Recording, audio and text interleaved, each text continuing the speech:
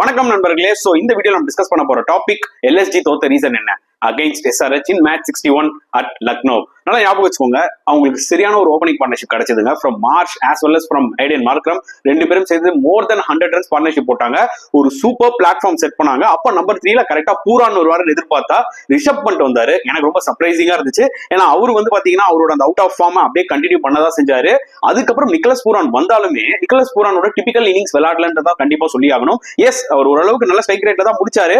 ஜெனரலா பூரான் வந்தோடனே ஃபர்ஸ்ட் பால்ல இருந்து அடிப்பாரு. ஆனா இந்த மேட்ச்ல கொஞ்சம் டைம் எடுத்துக்கிட்டாரு. அது ஏனே தெரியல. இதெல்லாம் ஒரு முக்கியமான ஒரு ரீசன்ஸ். பட் ஸ்டில் நான் பூரான ரொம்ப கிரிட்டிசைஸ் பண்ண விரும்பல. அண்ட் போலிங் எடுத்துக்கிட்டீங்கன்னா especially fast bowlers of LSG ரொம்ப புவரா போட்டாங்க. அதாவது ஒரு ரிதமே இல்லாம போட்டாங்க. அங்கேயே முடிஞ்சு போச்சு. பிளஸ் ரவி கிருஷ்ணா ஒரே ஓவர்ல 20 ரன் வச்சு செஞ்சு விட்டாரு அபிஷேக் சர்மா.